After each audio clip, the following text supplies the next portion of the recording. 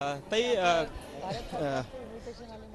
ताई खरं तर महारोजगार मेळावा आपल्या मतदारसंघामध्ये होतोय आणि लोकसभेला आपल्या विरोधात देखील उमेदवार असणार आहे. ताई मेळाव्याचं ते शक्ती प्रदर्शन कुठेतरी आहे का असं वाटतंय का, काय वाटतं? मला भारत सरकारकडून इन्व्हिटेशन आलंय म्हणून मी आले.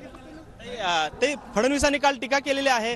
ताई फडणवीसांनी काल टीका केलेली आहे की यापूर्वी मुंडे विरुद्ध मुंडे असा जो सामना आहे तो रंगलेला पाहायला मिळाला. आता पवार विरुद्ध पवार असा सामना पाहायला मिळतोय. कुठेतरी हा कालचक्र भाषण होईल.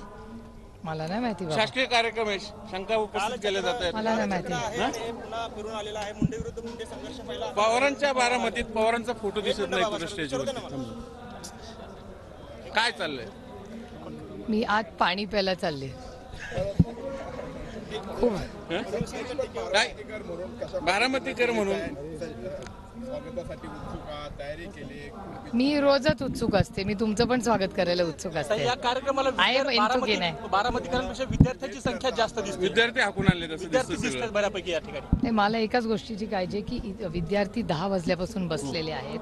पाणी, जेवण, टॉयलेट या सगळ्या सोयी, त्याच्यामुळे खूप कार्यक्रमाला उशीर झालेला आहे. मला फक्त विद्यार्थ्यांची काळजी आहे. त्याच्यामुळे मी तेही नियोजन आता सांगितलंय की मुलांसाठी पाणी हे लवकर द्या, कारण का अजून 12 वाजायचे आणि जवळपास 2 तास झाले मुलं बसली. बारामतीकरांनी शासकीय की राजकीय? मला भारत सरकारकडून इन्व्हिटेशन आले म्हणून मी आले. पण ताई बारामतीकरांनी या कार्यक्रमाकडे पाठ फिरवली असं वाटतं का? कारण या ठिकाणी लोकांपेक्षा जास्त विद्यार्थ्यांची संख्या दिसते. मला नाही माहिती बाबा, मी अजून आताच गेले नाही. आपण उन्हात का सगळे सफर करतो? आता मीटिंग झाली गव्हर्निंग काउन्सिलची विद्यापीठ. मीटिंग नव्हती, गप्पा गोष्टी. आर्टिफिशियल इंटेलिजन्सची एक मोठी लॅब बारामतीत होती. त्याची सविस्तर चर्चा AI वर आता सगळी झाली. त्याची माहिती आम्हाला देण्यात आली. काल देवेंद्र फडणवीस म्हटले की मी बदला नाही तर आम्हाला एक संधी होती. दादा ज्या पद्धतीने माहिती सरकारमध्ये गेले ही लोकशाही आहे, प्रत्येकाला बोलायचा अधिकार. ते फडणवीस असं देखील म्हणालेले आहेत की मुंडे विरुद्ध मुंडे असा संघर्ष पाहिला, आता पवार विरुद्ध पवार असा संघर्ष पाहायला मिळतो. कुठेतरी हे कालचक्र आहे, फिरून आलेला आहे.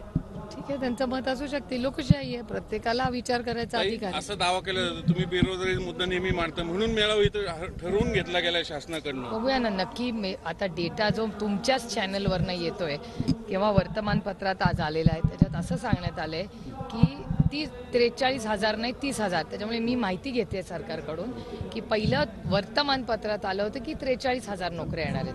आज वर्तमानपत्रात आलंय की 30,000 नोकऱ्या आहेत.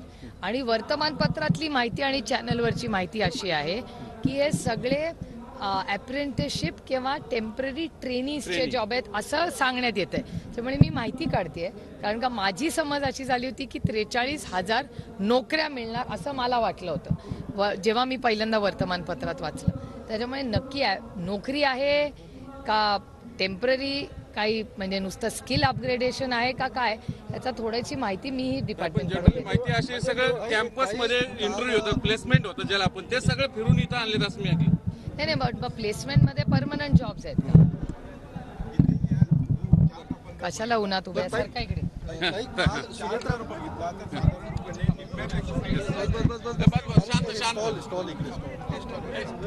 ताई काल सुनेत्रा पवारांनी अनंतराव थोपटे यांची भेट घेतल्याची देखील चर्चा आहे भोरमध्ये, त्याच्याविषयी काय सांगा? हो, लोकशाही आहे, प्रत्येकाला सगळ्यांना भेटायचा अधिकार आहे.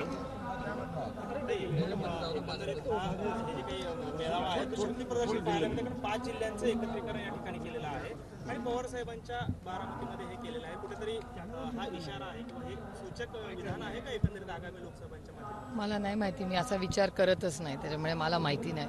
एकूण ज्या रोजगाराच्या संधी ते उपलब्ध करून देण्याचा दावा करण्यात 4 जर बघितलं माझ्याकडे पण तो 4 तेच, त्याच्यामुळे मी माहिती काढते. प्रशिक्षणार्थी म्हणून त्यांची किंवा जर सिक्युरिटी गार्ड त्याचप्रमाणे फ्रीलान्सर अशी पद्धत जर भरली जाणार असेल तर ती निश्चितपणे अस्थायी स्वरूपाची आहे. करेक्ट, अस्थायी स्वरूपाची, तर त्याला आपण महारोजगार मेळावा म्हणायचं नाही. मग मला वाटतं कदाचित आपलं इंटरप्रिटेशन चुकलं असेल. ते महारोजगार मेळावा नसून महास्किल मेळावा असू शकतो. म्हणजे स्किल करण्यासाठी ते ट्रेनिंग किंवा महा ट्रेनिंग प्रोग्राम असू शकतो तो, असं दिसतंय. फसवणूक होते, शक्यता नाकारता येत नाही. आजच्या या कार्यक्रमामध्ये ताई आधी मी माहिती घेते. मी का विचार तुम्हाला डायरेक्ट आरोप करत नाहीये, कारण का मला नक्की माहिती घ्यायची आहे. कारण माझं पण असं वाटतंय ना की पहिल्या दिवशी काय झालं तर 43,000 नोकऱ्या, तर मला वाटलं वा चांगली गोष्ट आहे, आपल्या मतदारसंघात होतंय, स्वागत आहे. त्याच्यानंतर आलं 30,000, मला खूप वाईट वाटलं की अरे 13,000 नोकऱ्या गेल्या. आता 30,000 वर आले आणि 30,000चं आता आलंय की त्या फक्त ट्रेनिंग आहे, म्हणजे नोकरी आहे का नाही हे मी डिपार्टमेंट कडून माहिती आता घेणार आहे आणि तुमच्याशी बोलेन.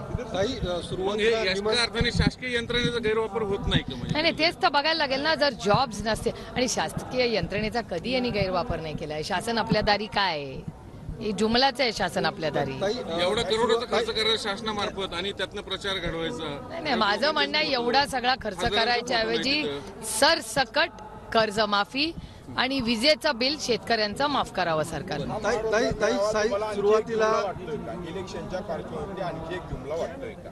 शक्यता नाकारता येत नाही. डिटेल्स एव्हिडन्स घेतल्यानंतर मी नक्की करीन ते. ताई का सुरुवातीला सांभाळायचं. सुरुवातीला निमंत्रण पत्रिकेत नाव नाही नव्हतं. आता अशी माहिती बघूया मिळते, ना, हा. आता अशी माहिती बघूया मिळते की ताई. पवार साहेबांचं भाषण होणार नाहीये. होणार नाही. मुख्यमंत्री आणि दोन्ही उपमुख्यमंत्र्यांचं आणि मंगल प्रभात लोढा यांचंच भाषण या ठिकाणी होणार. शक्य आहे, माहिती नाही कितपत योग्य आहे? सरकार. पवार साहेबांच्याच बारामतीत पवारांनाच बोलू दिलेत नाही, आवाज दाबला जातोय. EOW has closed, C-summary report on the important scam, Maharashtra State Cooperative scam of around 25,000 crore. And one of the accused is Ajit Pawar. How do you see these kind of development actually? Who made the allegation? Who made the allegation? Who made the allegation? Which government? Who was the person who made the allegation? You have to ask him that. काल ताई स्वागत तुम्ही करणार होता अतिथीगृहामध्ये. अतिथीगृहात नाही, इथेच आहे. स्वागत इथेच होतं. तिथे आमची चर्चा आमच्या AI लॅब बद्दल. 2 निमंत्रणं साहेबांनी दिली होती. एक तर म्हणजे इथे विद्याप्रतिष्ठानचा इथे स्वागत आणि दुसरी गोविंद बागेत. तर गोविंद बागेत तर येऊ शकत नाही. ते त्यांचा लंच शिरूरला आहे वाटतं. हो, तुळापूरला काय लंच शिरूरला आहे आज. बरं. ताई दोघांनी ज्या प्रांजळपणे पद्धतीने तुमचं निमंत्रण नाकारलं. दादांचं काय, तसं दादा घरातलेच आहेत म्हणा. म्हणून आणि पत्र मी नाही लिहिलं, ज्यांनी पत्र लिहिलंय त्यांना विचार. ताई सुनील तटकरेंनी थेट सुनेत्रा पवारांची उमेदवारीच एक प्रकारे जाहीर केलेली आहे. जर अजितदादा या ठिकाणी असताना जागा मिळणार असेल तर सुनेत्रा पवार या ठिकाणी उमेदवार असणार आहेत. तुम्ही पण काल जाहीर करून सामना टाकली कसा आहे होईल? का? नाही मी माझ्या चिन्ह प्रत्येकाला पोचायचा प्रयत्न करते, कारण का मी नवीन चिन्हावर लढते. आमचा पक्ष चिन्ह सगळं घेऊन गेलेले आहेत. त्याच्यामुळे मला आता नवीन चिन्ह हे लोकांना प्रत्येक माध्यमांच्या ज्या मी रोज प्रयत्न करते माझं चिन्ह माझ्या मायबाप मतदारपर्यंत पोहोचवण्यासाठी. आता वहिनी आणि तुम्ही दोघेही आतमध्ये एकत्र होता, भावी उमेदवार आहात बारामतीच्या. काय थँक्यू. महाविकास आघाडीच्या वतीने माझ्याबद्दल 2 शब्द चांगल्याबद्दल बोलल्याबद्दल आभार. विद्यमान आणि भावी अशा. काही एकमेकाला थॉट शेअर. असं असतं, मी लोकशाही आहे. लोकशाहीमध्ये माझे सगळ्यांबद्दल भारतीय जनता पक्षाबरोबर माझे मतभेद आहेत. माझे मनभेद कुणाशीच या जगातच नाही. माझं मनभेद कुणाशीच नाही. तुम्ही माझं मोठं फ्रेंड सर्कल बघा. कुठल्याही गावात मी जिथे जाते तिथे माझं फ्रेंड सर्कल आहे. त्याच्यामुळे मी 24 तास लोकांमध्ये राहणारी एक लोकप्रतिनिधी पण आहे आणि by nature me over friendly आहे, सगळ्यांनाच माहिती आहे. त्याच्यामुळे माझी लोकांची संबंध असतात आणि माझी लढाई वैयक्तिक कुणाशीही नाही. या जगातच माझी कुणाची लढायची, माझी वैचारिक लढाई आहे. तुम्ही स्वतः मैदानात आहात.